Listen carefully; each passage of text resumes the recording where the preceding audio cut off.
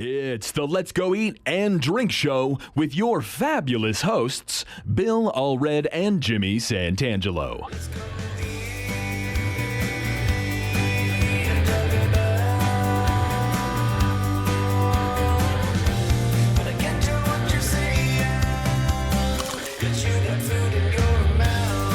I'm your announcer, Zach Caton, and this show is coming to you live on tape from Ken Sanders' Rare Books, underground deep, and I do mean deep, in the bowels of the Leonardo Museum, part of Library Square in Salt Lake City.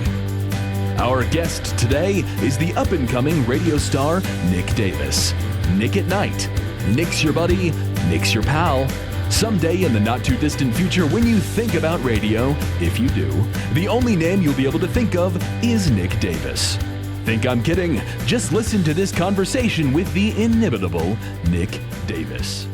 I used to never, ever pay for parking. Never, and they never got me. I would just go, fuck it, I'm not putting any money in when they had the meters, you know. I'm not putting any money in there. My uncle went to jail for so many parking tickets in Louisiana. I never got any. Damn. Yeah. Is that where you're from? My dad's side is from Louisiana. That's the hillbilly side. Yeah, Shreveport. Shreveport, Louisiana. Mm-hmm. Louisiana. They say Louisiana? Louisiana. I thought it was Louisiana, depending on where you are. I mean, yeah, you can get away with either. Yeah, How about, he was putting, Baton Rouge? Yeah. You know what Baton Rouge means, don't you? No, I don't, actually. It means red stick. Does it? Red baton. Yeah, Baton. red stick. I don't know why they call it. Yeah, they were from, I want to say Stonewall, Baton Louisiana, which is like, Rouge. the I think it had something to do with the brothels. And you know what New Orleans means, don't you? It means shiny Orleans. It means New Orleans. Ah. I like it better than the old Orleans. Yeah. It's Never kind of like been. Mexico. I like the New Mexico. I still need to go to New Orleans. Yeah. Oh, yeah. I have yet to go. It's quite the place. Heavy spirits town. I've spent several times in New Orleans and really good food. Mm-hmm. Go to Mother's. Do you ever go to Mother's in New Orleans? People line up there for lunch. You do the... And it's like, it's like po' boys and... Oh, man. Well, it's like the same distance to New Orleans as it is from like Salt Lake to St. George. So whenever I was there for family before my grandpa passed, there was no excuse to go down there. It was just way too far out of the way. And I don't have any family there anymore because they're dead or they moved out here. That person you hear babbling here on the Let's Go Eat and Drink show, which I assume that was all caught on recording, is Nick Davis, who's a colleague. Nick's your buddy, Nick's your pal. Nick's a colleague of mine, and we're going to be chatting with Nick and find out just what the fuck he thinks makes him tick. I don't know what the fuck you're going to find out. This is a podcast where we'll swear, find right? out. Well, we did find out already that your father's side of the family is from Shreveport, correct, Louisiana. Louisiana. You know what? Louisiana. You know what Shreveport means, don't you? We've been discussing what all these cities means off mic. It's the port that's owned by the Shreve family. Is it? Yeah. So Interesting. It's Shreveport. So take that to the bank. But anyway, Ken Sanders' Rare Books is where we are recording this, but we're talking to Nick Davis. Nicholas, do you have a middle name, Nick? Allen. Nicholas Allen Davis. Yeah. Is it Nicholas? Nicholas Allen Davis. Nicholas if you're Allen. looking to Nick steal Allen my Davis. Information. I like it. Were you named after somebody? No, I No. wasn't. But the middle name's been passed down for a few generations. So I have as I've said on the radio before, another friend also named Nick Davis, and people think I'm talking about some split personality disorder whenever I discuss stories with him. I think you at one point you did, and don't I see on your social media that you call yourself Dick Navis? Yeah. Yeah, you got to mix things up. See, I think you should really own that and go with that rather than being. It's not super radio friendly, but No, it's great. You It think? leaves listeners with a bad taste in their mouth. Sure. Now we're going. Hey. Now we're going. All right, we're gonna get And started. that's why here. I'm here. Cheers to that. Hey, clink. Clink. What is this we're drinking, Jimmy? This is sponsored by Simplicity Cocktails. This is their Aperitivo Spritz. Simplicity Cocktails, one of our local Utah distillers, and they really hyper-focus on canned cocktails with all fresh ingredients, all done in-state, and they're just hitting the ground running. This is tasty, yeah. It's kind of a Negroni, sort of? Yeah, so like if Little you've ever sweeter. had Campari and soda or Aperol and soda, so Aperol's a little sweeter of the two. This is their Aperitivo Spritzer, based on that red bitter liqueur with a little cut of sugar and canned cocktail. Low alcohol, I would assume? 8%. 8%. And so, if you think about beer's only like 5 to 7%. So you're crushing one of these back. This is a half a can of beer, same size, just different shape. So it's a little higher alcohol per serving, if you will. And it's, so have it with a friend, have it with a pal. Yeah, and good on a hot summer day in the backyard. I see the absolutely. fields of Doing- Austria in the background of my head. Yeah, or doing a podcast with Dick Navis. There you go. Yeah. Nick Davis, but let me mention Beehive Cheese as well. Which one is this? This is their Dawson. What do we have there? This is their Red Butte Hatch. And what we're doing here is look at the chilies in this, and then they encase it and age it. The flavor in this. So I paired this. Wanted to do a little spicy, and knowing Nick, I know he likes things a little more off dry, so that's why I selected this canned spritzer.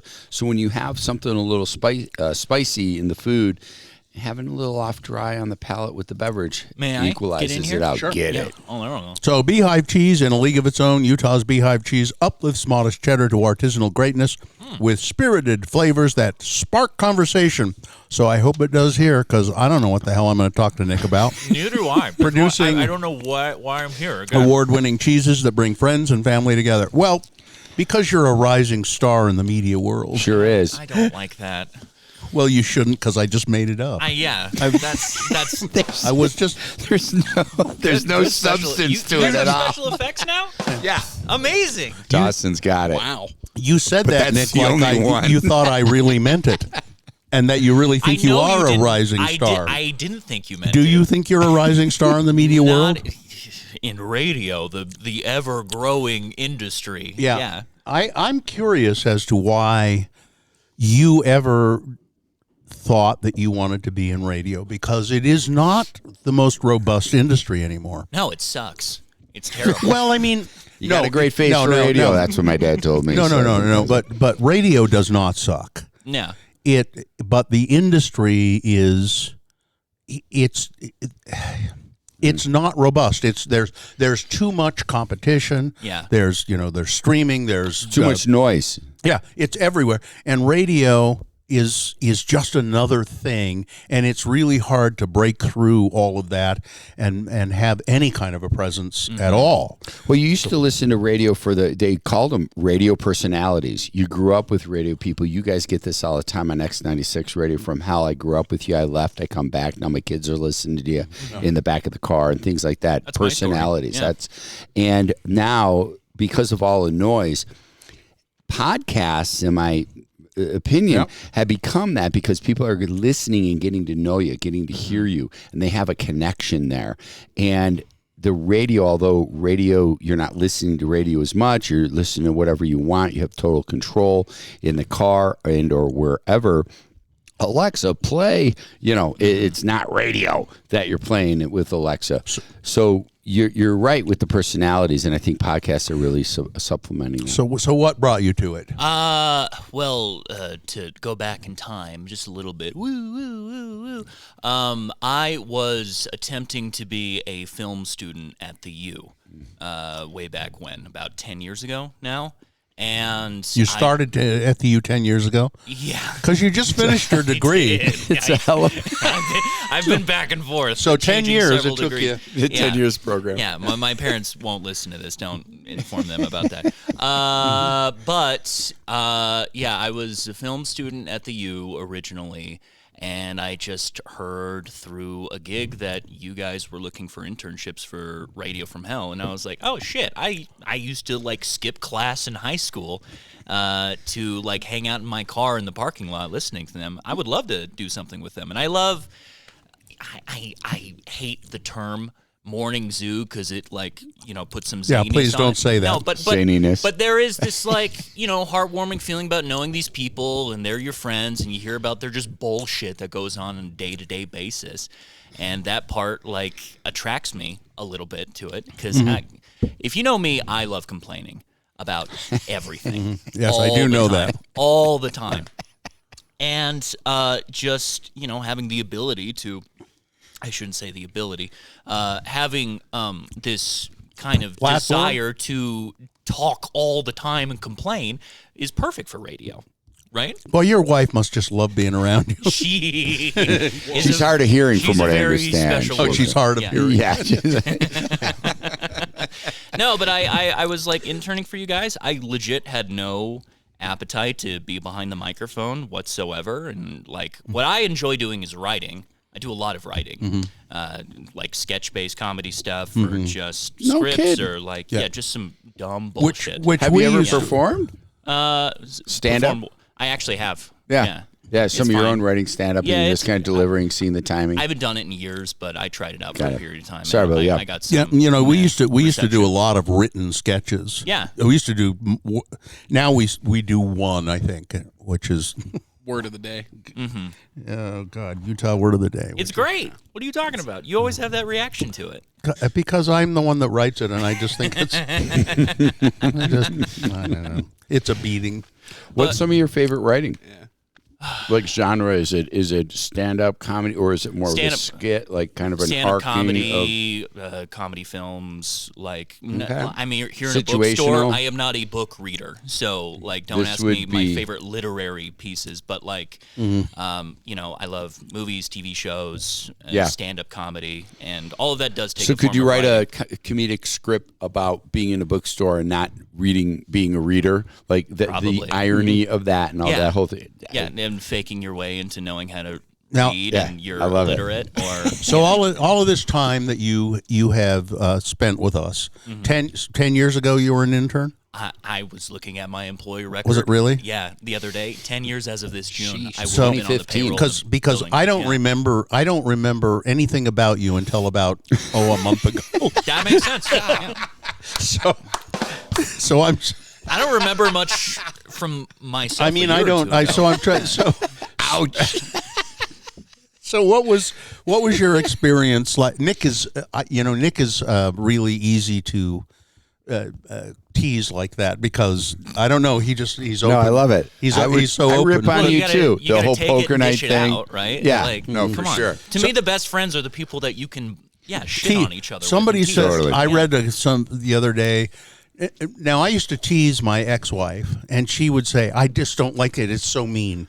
It's so mean." But I never meant it to be mean. And somebody, I read something the other day. Teasing is just another way of expressing affection. A form of affection. I absolutely. think around here specifically, the culture does not like teasing or being out of place or anything. So I think if you go to maybe a different place, that might be. Well, a it's different I mean, I affect, used to tease my ex-wife with things like, "Where the hell is my dinner? You are the slowest woman I have ever met in my life." So Where's the belt? wasn't that teasing? Oh, very much so. Yeah. No. Well, going back to my dad, my uncle, and an older cousin who I basically consider to be an older brother. Like I was at the whim of all their teasing. Oh, you're the youngest, Yeah, so I was the focus yeah. of everything. And back then, teasing was, like putting firecrackers in a pot and like kicking it towards the little kid, and he would scream and run away. See, That's that's a why. good one. That's a good one. And really, when I say that I tease Nick a lot, it's because I sense that vulnerability in him, Vulnerability. which everybody else did when he was growing up. He's a target. Let's tease him. Sure. Yeah, but his peer group didn't know it was coming because you had all the best ones coming at you. So then you can lateral movement over. Sure. And then you dig them, and now you're ahead of the game with them. Yeah, no, it's pushing the trauma onto somebody else, consistently. That's definitely a Our healthy, 50-minute hour healthy. with Bill and Nick. So Nick, 10 years ago, you started interning with the Radio from Hell show, and I don't remember your tenure there very, very much, but there have been a lot of interns. What was it an okay experience for you? Yeah, it was fine. Did I ever yell at you? Yeah. Really? Yes. I did? You yell at me. What? Shut up. Ah, Jimmy. Okay. To your credit, I was at the time unmedicated. To my credit. Okay. Unmedicated. I was unmedicated. I had not discovered caffeine, so when I showed up at 5:30 a.m., any will coming out of me to get anything done was purely out of the love and the passion of simply being there. That was still not enough to do even the basic bare minimum It's not. of the internship job. So I would fuck up like all these web posts that we had to do. At the time, before we went digital, we had to organize your news beforehand. You had the news prepped, and it was us in the producer's booth's job to like print it, local world news, and like. Jeez, I don't celebrity remember news. that at all. Really? Yeah, no, because I do all that now myself. Yeah, and I which is smarter. I mean, to And do I- that rather than have somebody else figure it out. I think there was like as I remember it, like Utah is discussed in Washington D.C. or something, and you just panic and you're just like, is that national news or is that local news? like where does this go? And I think something along those lines. I put something in the wrong spot, and like you were looking for the story and couldn't find it. Where's And it that was- goddamn story from the? Yeah, So that's the way. it was something along those lines, and I'm not sure if you were teasing so much in hindsight or if the pressure of it I was- amplified it in my head. But I probably did was more of a learning Nick, lesson too. Yeah. Nick, Yeah. yeah. Washington D.C. Yeah. or Utah. What do you think? What do you think? Is if it's Utah, it's always local, Nick? Okay. Yeah. Okay. And I did not have like any spine at all, so I was just like, shit, Well, the if- whole show is fucked up now, and it's ruined, and I'm so sorry, and I was way too in my head. But you stuck back at out. the You time. stuck with it, and you got medicated, so which helped a lot. I don't know. You could say it's me striving, pushing through, but I would say I'm a creature of habit, and whatever I'm around, I just kind of adapt to, and I just was around long enough. I was like, oh, I'm not terrible at this. So, no, you're not, and you're like you're as of this taping, you're going to be co-hosting the show tomorrow because Gina is out. Yeah. And unless you gonna piss me off today, Yeah. and then you won't be. Do you do you look like you're weekend? puking at the thought. Yeah. You do weekend or night? Night. Yeah, I you do do the And night. then we have weekend shifts, but Yeah, it's yeah. not here or there. That's awesome. Yeah, you're like 2 and what time are you on? 10 p.m. to 2 a.m. 10 p.m. to 2 a.m. Nice. Yeah. Late night shift. Yeah. Now, just a little inside baseball. Do you ever do that live? Ever? Should I reveal? I for sure am around for the first part of my show every night. Are you? Okay. Yeah. All right. Yeah. And I check the chat. I ask for some song requests and put the feelers out there. Because to me, like, there is no fucking point of any of this without Yeah. trying to get some Yeah. back and forth in it. Do Going back you to do you radio, get some back and forth? Yeah, all the time. Good. Going back to the topic of radio, a great time in general. slot. Yeah, fantastic. Yeah, Let me tell you. that's prime time, Jimmy. Not like the shitty morning show time shot Dude, slot. growing up in high school, that is when you're listening to radio, doing true. your homework and hanging out, That's or true. Thank smoking you. weed Yeah. with your No, friends. no, that's what- some of the greatest radio I heard when I was a kid. I'd walk into my bedroom and the radio would be on, and it would be like midnight, and the radio would be on, and I'd walk in the bedroom and I'd hear, what the hell am I listening to? That's Frank Zappa? Huh? Yeah. Yeah. I remember a guy from, sorry to interrupt you, back in Buffalo, 97 Rock was our alternative station, and the guy got let go because he played just after his 12 o'clock, but he was done at 12. He was done or something, and he played a did song more that work. wasn't allowed until the next working day.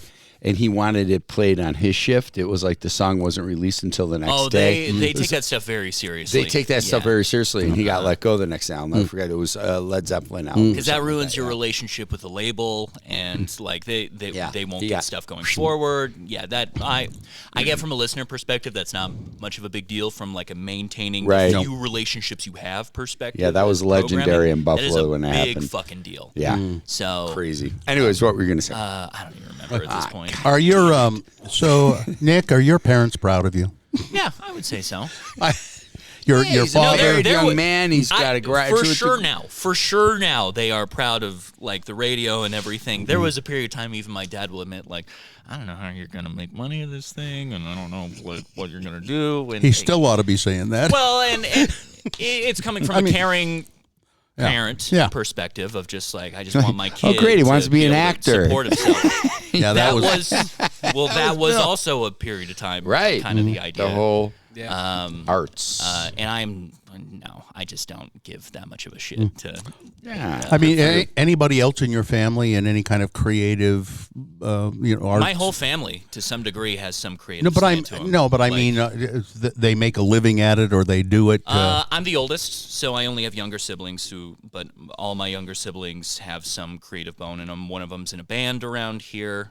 My other one is pursuing music out in LA at the moment, and then I got a baby sister graduating high school, and she's expressed some interest in being a writer. My dad, before becoming a lawyer, he went to film school for a period of time, and then he pivoted into law because he went. I can't make any money as a filmmaker. So I'm going to sue people. So we were never like a sports family. We were never, like I don't know what other example I'm looking for here, but like we were a big music family. Like my dad had this jam room, we called it, in our house. And he just cool. There you go. He put up, carpet on the walls to somewhat soundproof it. And he would just sit there with his Fender and his Vibro King, just like soloing until 2 a.m. And I'm like, man, I got to go to fucking bed for school the next day. And you're like, playing. You had a fucking bed in your house? Yes, yes, we did. Brand new, hardly used. We grew up Mormon, so it's the jam room and the fucking and the fucking bed. No, but people were just in and out of our house all the time because we were a very social family, and like we always had. Like friends of the family over to like either play music or watch it. And like when I grew up, even I'm an Eagle Scout, but now wait, no, don't do that. No, because there's like true, like I know how to tie knots and like you cheated on a bunch of stuff. I just my mom didn't know what to do with me in the summer, so she would send me to merit badge classes like all the time, like through the community center over at Kaysville. And about the time I hit 16, my parents were like, "We'll help you with a car if you get your Eagle Scout." Because I was so close. Did you ever have a favorite Scoutmaster? You know what's funny is like I legitimately only had like that scotch. I had truly like some of like the best role models like in that specific slant. I did some scouting when I grew up and never had a problem. I always liked the guy. Not to get deep, but like I didn't ever participate in, let's call it, the religious cultural like affect around here. But where I found my niche was like I still love the community aspect of it and helping things out, and the scouting program at the time was supported by that culture. Yeah. So like I always felt like a sense of fulfillment, even at a young age, like participating in that. And despite that, and he only had the best intentions.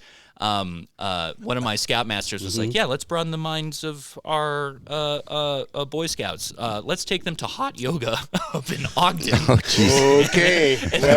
I'm sure he just had the best of it. No, truly, it like guy couldn't be more hippy dippy, nice dude, and sense of accomplishment. Yeah, but that's cool. In hindsight, the mentality of like a bunch of 15-year-old scouts in a hot sweating thing. Yeah, it doesn't paint a great picture. Did you make a lot of dough selling Boy Scout cookies? No, we would put up flags was our thing. Oh yeah, you guys raised did the money by flags. putting up American flags. You go through neighborhoods, and say, Which, by the way, was kind of annoying. Slam it. So I come out here. I'm fresh from New Jersey, and the scouts were donating, and they're coming in. I'm like, hey, you're on my park strip. He's like, yeah, you donated a thing. And I'm like, you're punching through my fabric where the weeds are going to come up. You guys going to come out to pick my weeds now, too? I was breaking his stones. A pickup truck full of you guys are in the back. I'm being all New Jersey on this guy on a Sunday morning in my shorts and a cup of coffee. Early morning in August. Like, no, that I know that. I wasn't there for it, but I think one of the fellow troops in my fellow scouts in my troop put a rebar in a sprinkler line one time, and that fucked up a whole bunch of shit. Yeah, and you're lucky that those scouts that were in the back of that truck didn't all pile out and beat the shit right out of it. Oh yeah, they would have had something coming. I had a hockey stick next to me, I'll tell you that. But going back to like the Eagle Scout project and like my music ties, like I played, I've said it on air before, like I'm not a musician identity first, but like I did play a lot of music and like started music theory, and there was a period of time when I was little where I was like, I gotta be a musician. Why aren't you a musician? I don't have the creative bone to actually produce music. Sure. I know. Okay. I can More play, I can brass, jam, string, I can play keys and guitar. Okay. And that's classic here in Utah. That's forward. I can write circles around people with like comedy scripts, whatever. I could not produce a single piece of music where I enjoy it. You're absolutely personally. lucky. You're so lucky to have what you have, though. I can't. I have no musical ability at all, and it really hurts me. I can jam. Like me and a buddy would sit in a basement, and I would just get a guitar going. Cool. He'd get some drums going. We would just go back and forth like that. It's a hobby. It's basically a hobby. That's great. But for my Eagle Scout project, I did like a benefit concert at my church, and I built the stage. I got food vendors in, and like we raised money for the local women's shelter up in Layton. I'm not going to pretend like that was a specific passion of mine. It was kind of like the LDS. It was kind of like the LDS 94th Ward Coachella. Yeah, no, genuinely. No, dude, we got like 100 people out and like some kinda food truck vendors, and I know you know it around here, like World's Best Corn Dog, like which is a stand, and like that was my neighbor growing up, and he parked out front. Like it did feel like a little like music festival around here. Sure. And so I guess that was kind of like the inception of just like enjoying. How old were you when you did that? 17. Yeah. How old are you now? Just turned 29. Yeah. So nice. On the cusp of 30. So let's talk a little bit about being in radio for you, Nick Davis. Where you're at the beginning of your radio career, essentially. Yeah. I mean, it could end any day.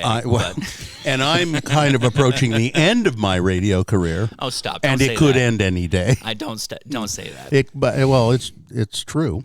It could either end any day because of the situation we're all in, or it could be that I'll just drop dead. It could be that. But at any rate, where do you want this to go? I don't know. I've just been writing it out. I have no fucking clue. That's what whatsoever. I did. That's what I did.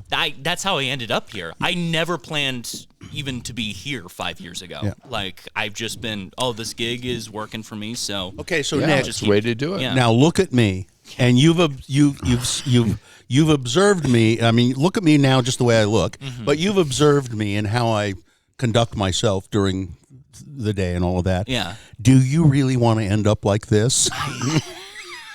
No, I mean, really? But I don't know what else to do. Because that's exactly what I did. Motivational speaker.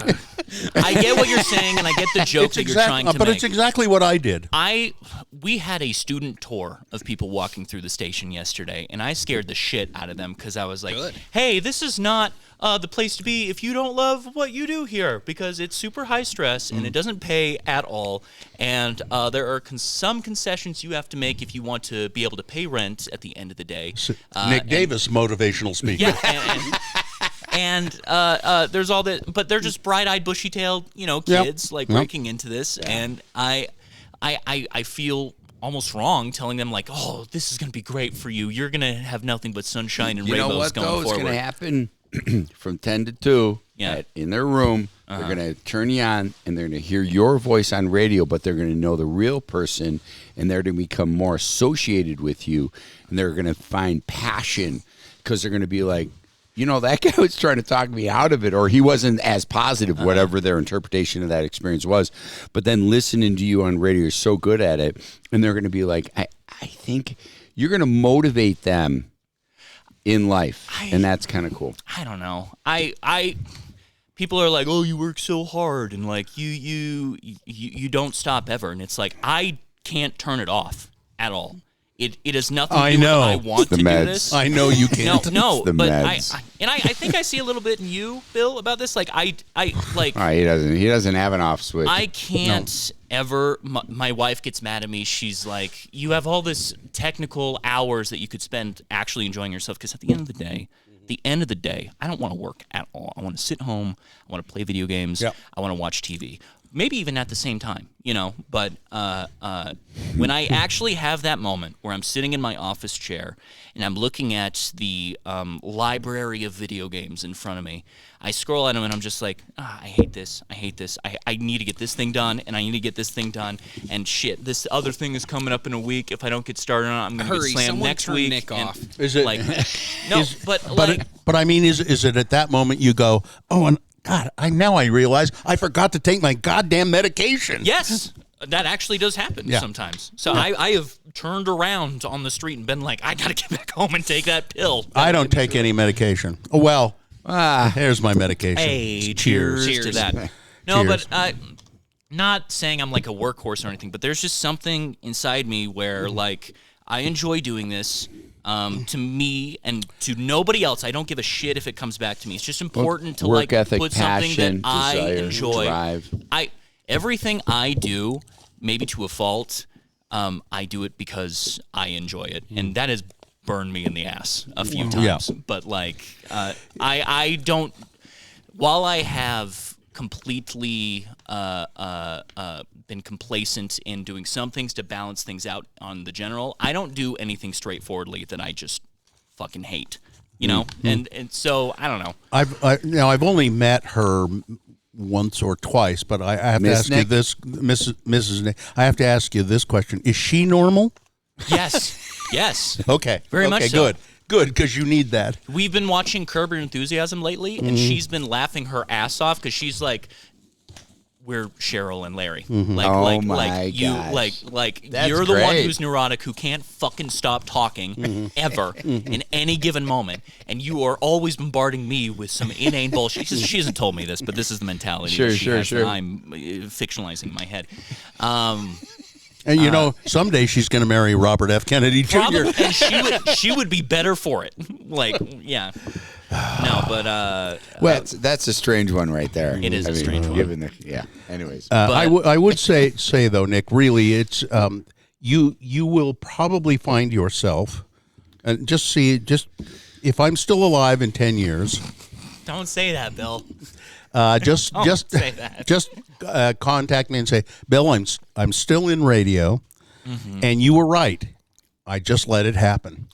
Because that's what I did. I just sort of let it. I said at first, I'm just going to do this for a little while, and then I'm going to. I've got this other thing that I want to do. I'm going to go back to New York and go be an actor again. Yeah. But I just kind of grew more comfortable with it, and then realized, well, I'm pretty good at this. Exact same. I'm really pretty good at this, and then I started listening to other people in the market, and I went, I'm better than those guys, and they're making money, and so.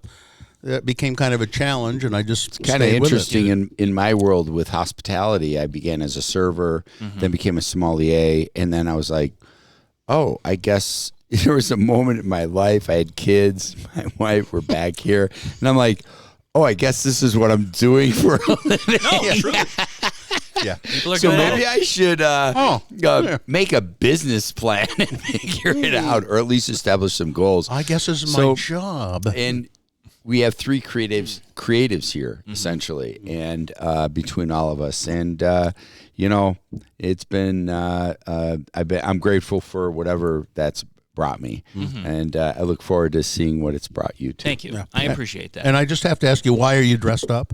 You look really nice. I thought this was an interview for the podcast. Oh no, to do it. You look very nice. For the Wearing a blue suit and a nice shirt. I was nervous and I wanted to make a good impression. You know, Well, you he's do. always a sharp dressed guy. I've seen him. I purposefully went. No, he wears and I stupid. didn't even. He wears stupid I ass love t-shirts. the way he does it. I love it. I think it's great. And we had the same gentleman's sweat. I'm going to bring mine on one day. Next, are you on Friday or no? I am on Friday. Oh, I know what He I'm was wearing a doing. green tracksuit the other day. You gotta get. I'm doing my tracksuit from the show Gentleman, the movie The Gentleman. Yeah. You know, the checkered, the English. Hey, if you wear it, I'll wear it. I'm Okay. trying not to Oh, double boy. stamp outfits. Oh boy, we'll have twinners on the show. Yeah. Hey, look, twinners. Gee whiz, coach. You got to get a tracksuit, Bill. Listen, when I was in high school, I had a really close friend, and we were into the Beatles, and there was that kind of Carnaby style with the big shirts with these big sleeves and paisley and all of that stuff. And I said to my friend Steve one day, I said, "You know what we ought to do? We go back to school this fall. We had to buy a bunch of clothes and that's similar, and we'll dress alike." And he went, "What are you, stupid?" Let's dress alike, dude. And I went, "Oh yeah, I guess." You better go to Ken Sanders and get a book on I get it, LGBTQ. Back in the 70s. I feel like my apparel hasn't changed really as a style since like high school. So and back then I was just trying to emulate who I thought were the cool kids. Like I don't know. Well, you look very nice today, and your hair. This is the way you ought to keep your hair going. It grows up. You look like It looks like shit. you look like I think his name is Henry. Yeah. In Eraserhead. Which I've seen clips of. I pulled the picture up I know, while you were. I Oh my know gosh. the picture, and he's got it all on it. Here, I'll show Maybe you. in post production, you can add the Oh, I photo will. over it. With that, if you don't have the headphones on, doesn't it? Perfect. Yeah. Perfect eraser You just need to grow it a little longer, and then figure out how you can have a light behind you somehow. Well, if I cut it like right before this, it would look like shit. And at least this looks like I'm having some creative control, even though it still looks. how like often shit. how often do you diet? Diet? I don't diet. What is that? I don't know. It's not the mustache, it's something else. No. The look, the facial hair comes in a little lighter. Thank God the 100%. mustache is gone. I'm not doing the mustache on this fucking Good. podcast. Too late. It's gone. It's gone. All right, Nick Davis, or Dick Navis, if you prefer. I'll take it. He's a member of the X96 team. He is. It says here, market tested bad boy. Yes. The market tested bad boy of X96. Yeah, I guess you don't seem like a bad boy at all to me. No, but the market says I am. Okay, So. well, I guess you better be. Wow. I think we've covered enough, haven't we? I don't even know what we Yeah, covered we're good. outside of bullshitting for a little while. Well, that's what this is. That's all it's Perfect. about. Let's go to a splash of news from Jimmy Santangelo, and then if I think of anything else to insult you with, I'll do it after that. I would love that. Splash of news in weird news, food news. What's behind the weird flavors popping up on the store shelves? Okay, so there was a big survey done across the market in the food industry in 2024, just a few months back. Saw a burst in a variety of unique flavor combinations. So this is fun. Van Leeuwen ice cream usually draws customers with gourmet takes on classes. That's good. like- I've had that ice cream. It's it's good. a good one. No. With like vanilla and pistachio. But occasionally, the artisanal ice cream maker headquartered in New York slips in, it calls shock flavors like Hidden Valley Ranch or pizza flavored ice creams. Or you have the gravy flavored Jones soda or the Sour Patch Kids Oreos. They're showing up on grocery stores as well as restaurant chains. Hershey recently introduced pink lemonade flavored Kit Kats, while IHOP, Lay's, and Lay's brought out Rudy Tooty fresh and fruity potato chips designed to taste like strawberry top pancakes with a hint of bacon. In the UK, Little Moons made fish and chips, Moki ice cream, while potato chip brand Walker's is known to celebrate Christmas with Brussels sprout flavored edition. Usually these are limited flavors, although you're starting to see them more and more on shelves. So the next time you're seeking something unique and delicious, you can now satisfy your urge. Maybe not delicious, but unique for and sure. that's your splash of news. Do you remember anything? I thought it was Jones Soda, and I think I mentioned this on the radio the other day, and then I tried to look it up, and I couldn't find anything about it. But there was a soda on the market for a brief time that when you drank it, and it was designed to do this, it would turn your urine blue. That's a good marketing decision. That's cool. But you don't remember anything about that? I tried to look it up, and I said it was intentional. I feel like yes, we it was talked about this intentional. when I was. I think it was when you were on. And it was intentional. They said, you know, this is so cool. It's going to happen. And it didn't.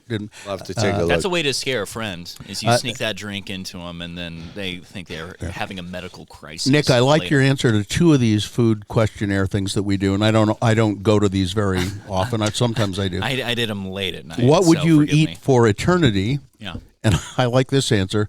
Something very preserved very well, vacuum sealed or properly canned. Well, if it's eternity, If it's you got to make literally, sure yeah. it's good. It I was thought the that's a good literal answer. That is a good answer. And then, if you could eliminate one food, what would it be and why? Any cake made not to appear as cake. Yeah. So those I are hate like that those fucking shape kind of. Yeah. She hates that show. Is it cake? Yeah. Where, you know, Yeah, like, oh, it's a couch, but it's actual cake. Oh, I'm driving my car. Oh, somebody swapped out my brake lines with cake. yeah, it's, Like, Someone stabbed my dog. No, it's cake. yeah. it's leave it to Dawson to bring a touch of the macabre. Some stab my dog. Oh my gosh. All right. Chocolate cake. Uh-huh. Okay, Dawson. Dawson, Red velvet, apparently. would you like to consult with Nick about the medication he's taking? Because Maybe. all right. I actually had one question. So What's that? your little brothers are into music. Uh-huh. Why aren't you the Davis brothers? The Davis Bro, like as a Like the Joe separate Bros. family band. We could maybe get away with that, but I think we have too differing of music tastes to ever come to a consensus I've heard about your something. music taste. That's right. Yeah. All right. That's it. If you have any comments, questions, or otherwise criticisms, and I'm sure you have many, Please. send them to the Let's Go Eat Show at gmail.com.